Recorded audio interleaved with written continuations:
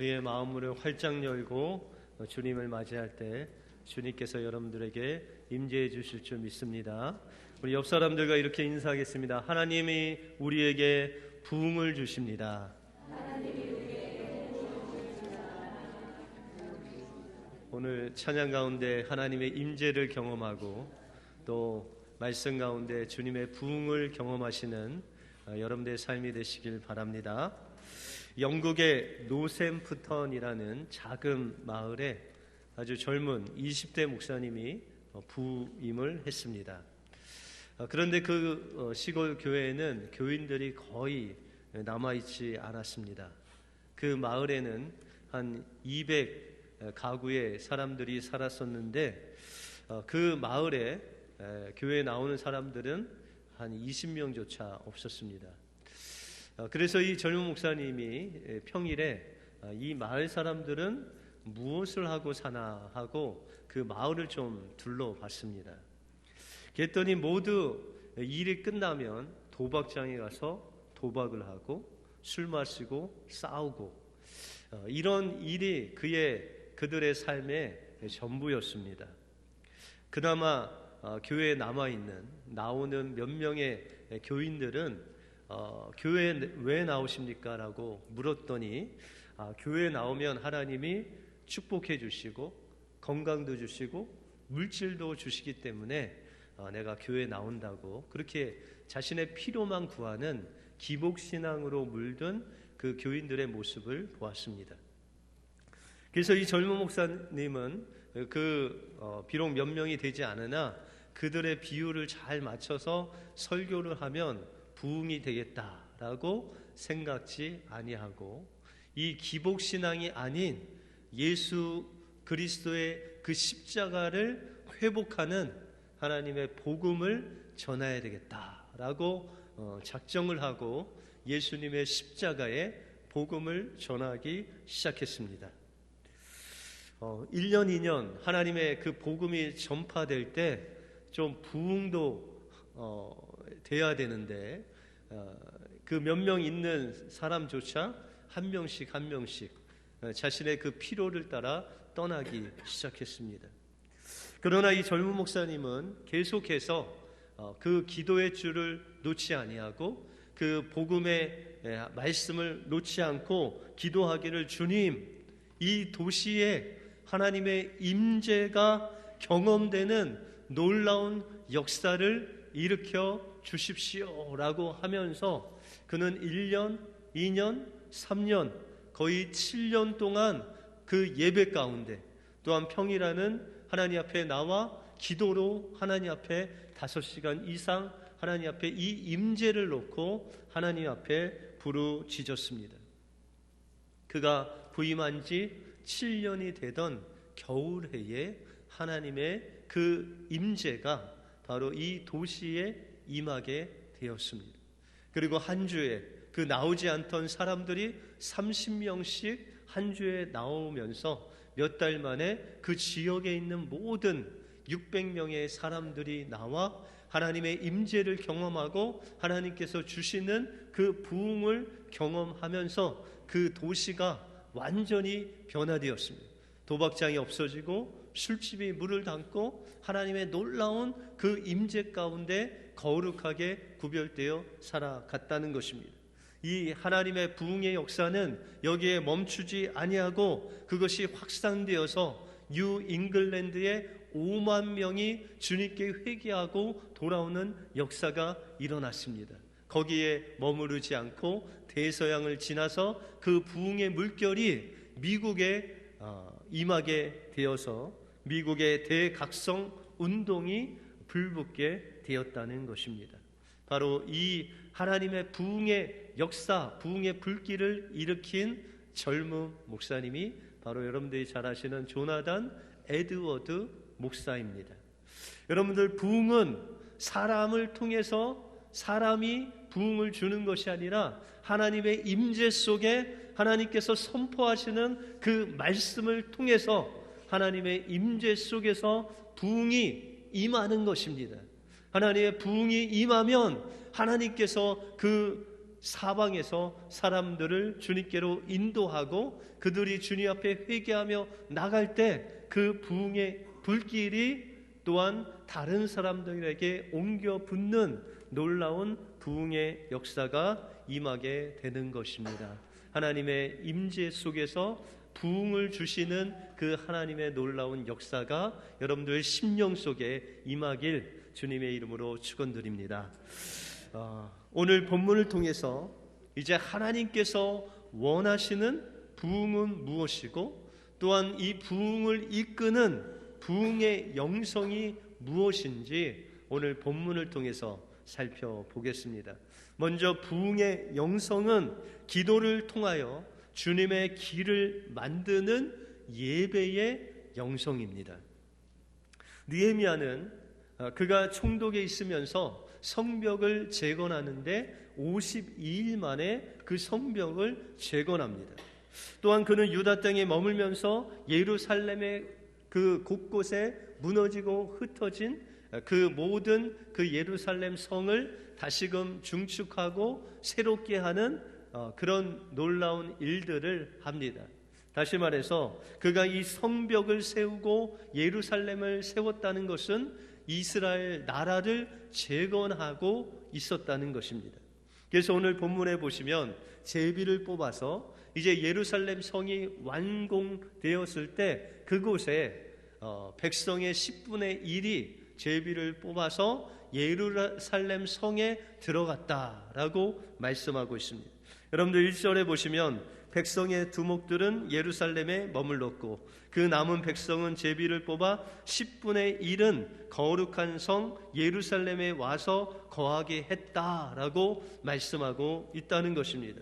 여러분들 이제 느헤미야가 예루살렘 성이 완벽하게 완성이 되고 이제 사람들을 그 예루살렘으로 들여보내는데 어떤 사람을 들여보냈냐면 첫 번째는 제사장, 레위인들 또한 그 족속의 두목, 리더들 그리고 제비를 뽑아 하나님의 섭리 가운데 선택된 백성의 10분의 1이 예루살렘 성 안으로 들어갔다는 것입니다. 여러분들 느헤미야가 예루살렘을 재건한 것은 성만 재건한 것이 아니라 이제 하나님의 나라 이스라엘을 재건하는 시점이 되었다는 것입니다.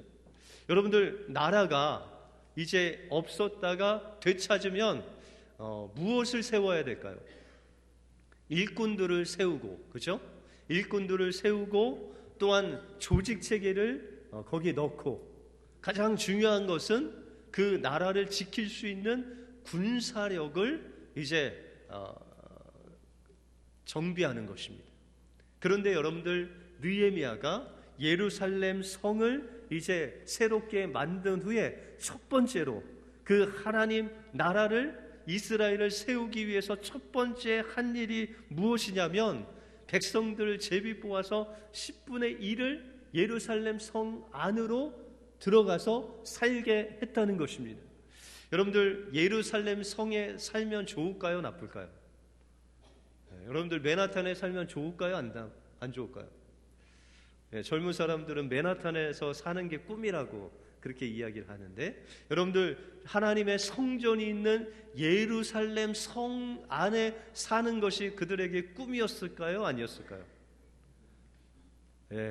꿈이었다는 분들은 그 꿈이 이루어지길 원합니다.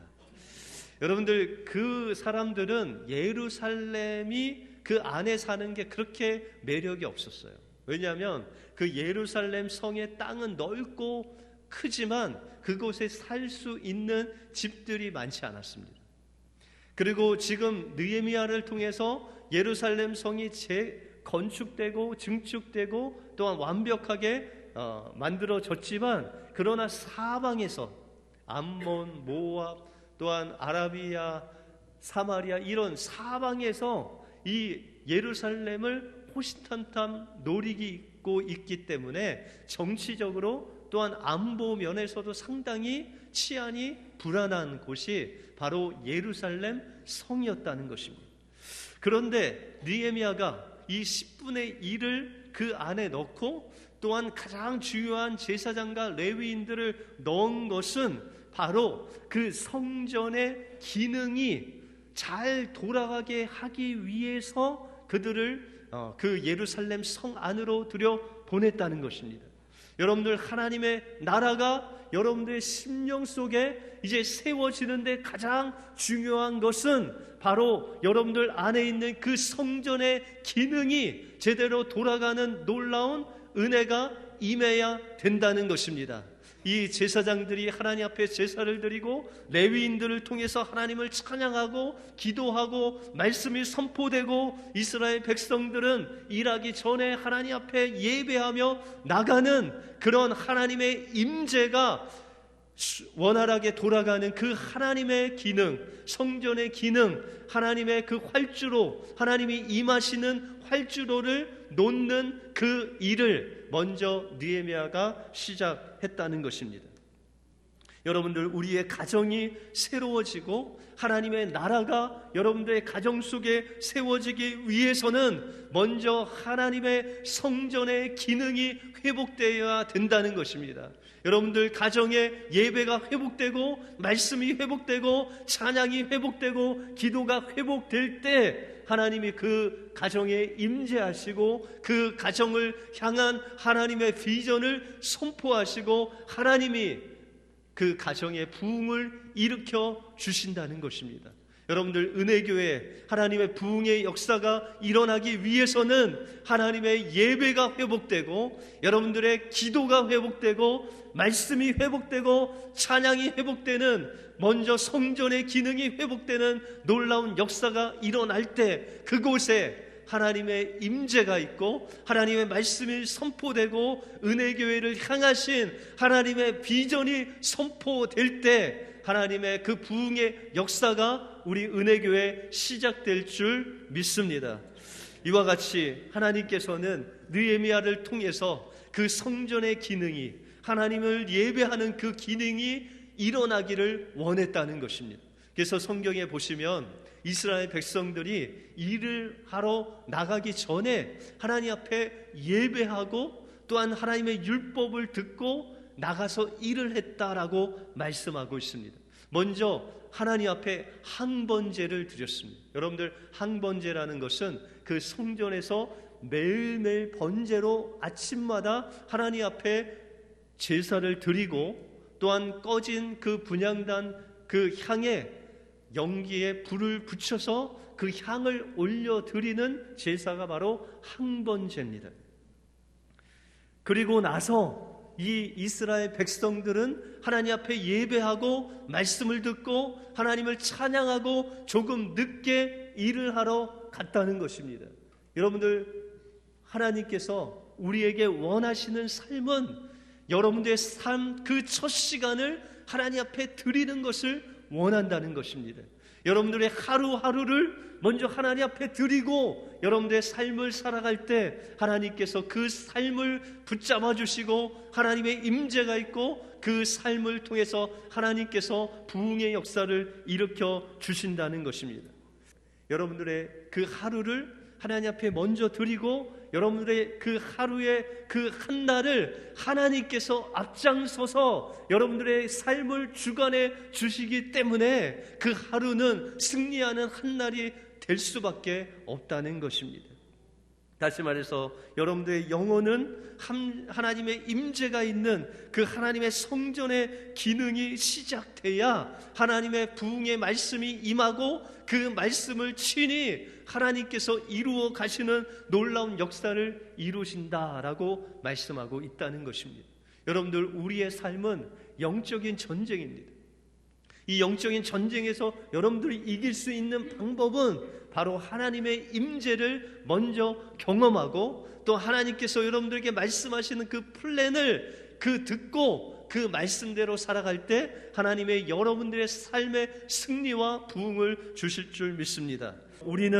우리가 있는 그 자리에서 또한 하나님 앞에 예배로 여러분들의 삶을 드려야 됩니다. 그리고 예배 가운데, 찬양 가운데 하나님의 임재하시는 그 활주로를 여러분들의 마음속에 만들어서 하나님이 임재하시고 말씀하시면 그 말씀대로 여러분들의 삶 속에서 하나님의 부흥을 경험하게 된다는 것입니다. 바로 이것이 하나님이 원하시는 예배의 영성입니다.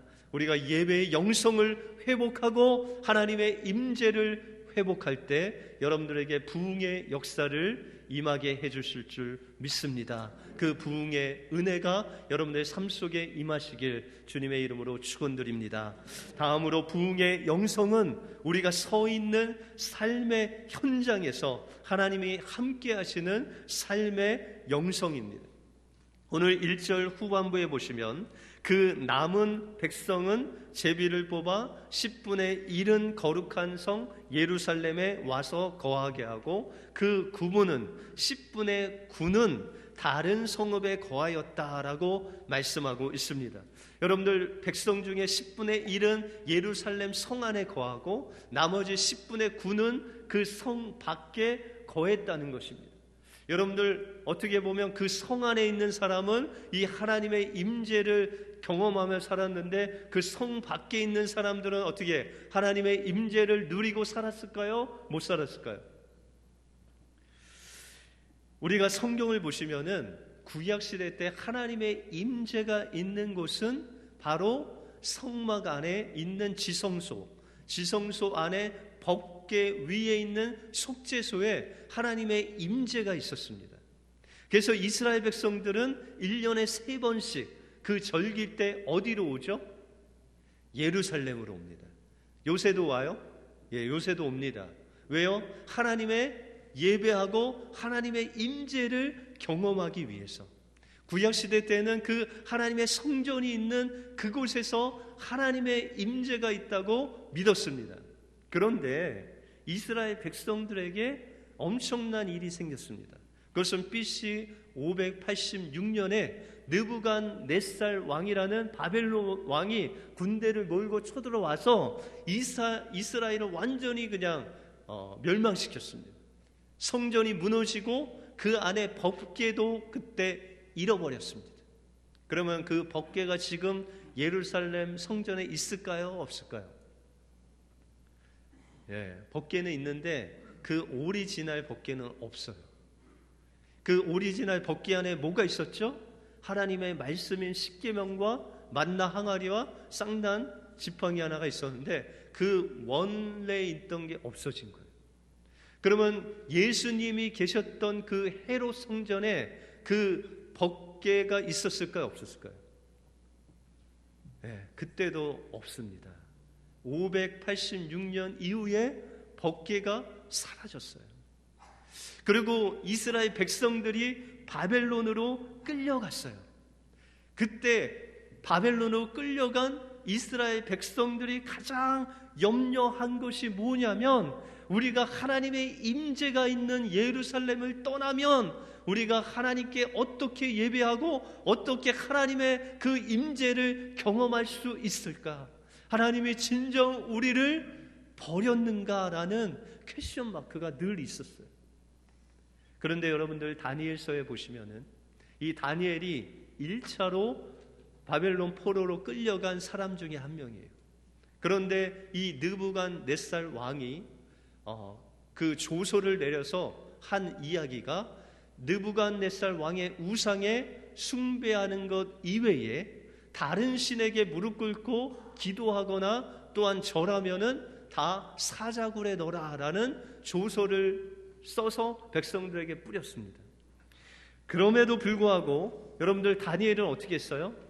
하루에 3번씩 시간을 정해서 창문을 열고 예루살렘을 향해서 하나님 앞에 기도했다는 거예요. 여러분들 하나님의 임재가 있는 곳은 어디였죠?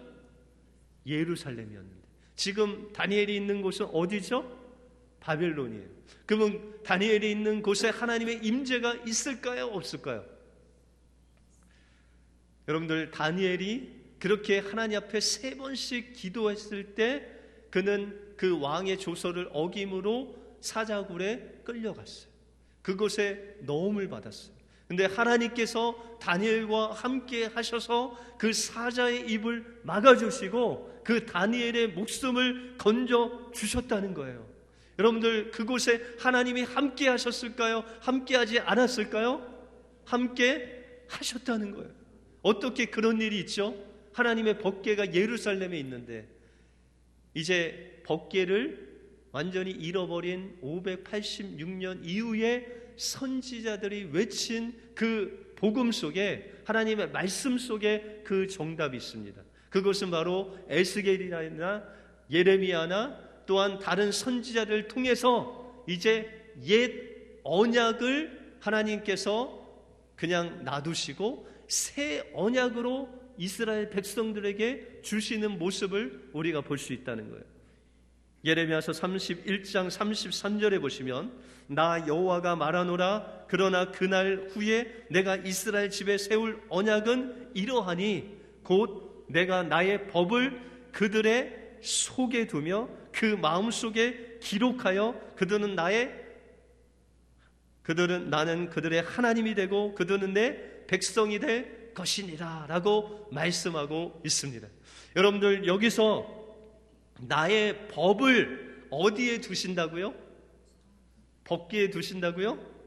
그들의 속에 두고 하나님의 말씀을 어디에 새긴다고요? 십계명 돌판에? 아니요, 여러분들의 마음속에 새기신다는 거예요. 그것이 무슨 언약이라고요? 새 언약이라고 말씀하고 있습니다. 이제 하나님께서 그 법궤 안에, 그 성전 안에 임하셨던 그 하나님의 임재가 이제 그곳만 임재하는 것이 아니라 하나님을 갈급하고 하나님을 부르짖고 하나님 앞에 예배하고 하나님 어디 곳에 있든지 간에 하나님의 임재를 사모하는 그 심령 속에 하나님께서 들어와 주셔서 그 마음속에 하나님의 그 말씀을 새겨서 그곳에 임재하여 주셔서 그 하나님께서 그들의 하나님이 되시고 그는 하나님의 백성이 될 것이다 라고 말씀하고 있다는 것입니다. 그러므로 이 백성의 10분의 9 되는 그 사람들이 비록 성전 안에 있진 않았지만 그러나 하나님의 그 임재를 경험하고 하나님의 말씀을 경험한 후에 그들이 그곳에 사는 성 밖에 있는 그곳에 나가서 하나님의 임재 속에서 하나님의 말씀대로 살아가는 그 부흥의 역사를 일으킬 때 그 주변 사람들에게도 하나님의 살아계심이 전달되는 놀라운 역사가 일어나게 되었다는 것입니다. 그래서 사도 바울이 말씀하시기를 너희 몸이 하나님이 함께 계시는 성령이 거하시는 하나님의 성전임을 모르느냐라고 말씀하셨다는 것입니다. 여러분들, 조나단 에드워드가 하나님의 그 임재를 그토록 구하고 구해서 하나님의 놀라운 역사가 일어났죠. 그런데 그 부흥의 역사가 어떻게 뉴 잉글랜드로 옮겨져서 5만 명이 주님께로 돌아올 수 있었겠습니까? 여러분들, 하나님의 그 임재를 경험하고 여러분들의 있는 각자 가정과 직장과 여러분의 삶의 터전에 돌아가서 하나님의 임재가 그 안에 있는 것이 그 옆 사람들에게 보여지고 그 부흥의 불길이 옆 사람들에게 옮겨져서 그들에게 주님을 나타날 때 그 부흥의 역사는 그곳에 머무르지 아니하고 하나님의 사람들을 통해서 하나님의 부흥의 역사가 그 이웃들에게 전달되고 그 대서양을 지나서 이 미국 땅까지 부흥의 역사가 일어나서 하나님의 놀라운 대각성 운동이 미국 땅에 일어나게 되었다는 것입니다. 수백만의 사람들이 주님께로 돌아오는 그 부흥의 불길이 미국 땅에도 하나님의 놀라운 역사가 일어났다는 것입니다. 그러므로 이스라엘 백성들은 예전의 삶은 그가 성전에서 하나님을 예배하고 또한 하나님의 그 임재를 맛볼 때 하나님의 백성으로 거룩해졌습니다. 그런데 집에 돌아가서는 하나님의 임재와 상관없이 자신의 방법대로, 자신의 생각대로, 자신의 경험대로 살아갔습니다. 그러나 하나님께서는 이제 그것을 원치 아니하시고 여러분들 심령마다 오늘 예배를 통해서 하나님의 임재를 경험하고 하나님의 말씀이 여러분들에게 새겨지고 그 말씀이 살아 역사되면 여러분들이 어느 곳에 가든지 성령께서 함께 하시는 거룩한 땅이 그곳이 된다는 거예요. 여러분들이 가는 곳마다 왜 거룩한 땅이 되죠? 하나님이 함께 계시기 때문입니다. 아브라함이 가나안 땅에 갔습니다. 그 가나안 땅은 정말 죄악으로 관영하고 바알신과 아세라 신을 섬기는 아주 우상이 드글드글한 그런 땅이었습니다. 그런데 하나님께서 아브라함에게 그 땅을 주셨다는 거예요. 그 땅을 거룩히 하셨다는 거예요. 어떻게 거룩하게 하실 수가 있겠습니까? 아브라함에게 임하신 그 하나님이 하나님과 함께 있을 때 아브라함이 밟는 그 모든 땅이 거룩한 땅으로 바뀌었다는 거예요. 가난한 사람들이 잘해서 거룩한 땅이 아니라 여러분들이 있는 그 지역이 거룩한 땅이 아니라 여러분들 때문에 그 땅이 여러분들이 밟는 그 땅마다 하나님께서 함께 하시는 여러분들이 밟는 그 땅마다 하나님이 거룩하게 하시는 놀라운 역사를 일으켜 주신다라고 말씀하고 있다는 것입니다. 우리가 예배 속에서 주님을 만나야 됩니다. 그러기 위해서 주님이 오시도록 활주로를 만들어야 돼요. 여러분들이 찬양 속에서, 기도 속에서, 말씀 속에서 주님을 만나는 거예요. 그게 활주로를 만든 거예요. 그리고 하나님께서 은혜를 주시면 여러분들 심령 속에 여러분들 향한 비전과 여러분들 향한 계획을 말씀하시고 그 말씀대로 우리가 지켜 행하면 여러분들 삶 속에 그 하나님의 말씀의 부흥의 역사가 일어날 줄 믿습니다. 오늘도 예배의 영성 또한 삶의 영성을 가지고 여러분들의 가정 속에, 여러분들의 직장 속에, 또한 우리가 교회 공동체 안에 하나님의 그 임재를 경험하고 그 부흥을 이웃들에게 전하심으로 하나님께서 여러분들 향하신 놀라운 부흥의 계획이, 우리 은혜의 교회를 향하신 놀라운 부흥의 계획을 통하여 우리 하나님의 놀라운 부흥의 역사를 체험하시는 여러분들의 삶이 되시길 주님의 이름으로 축원드립니다. 기도하겠습니다.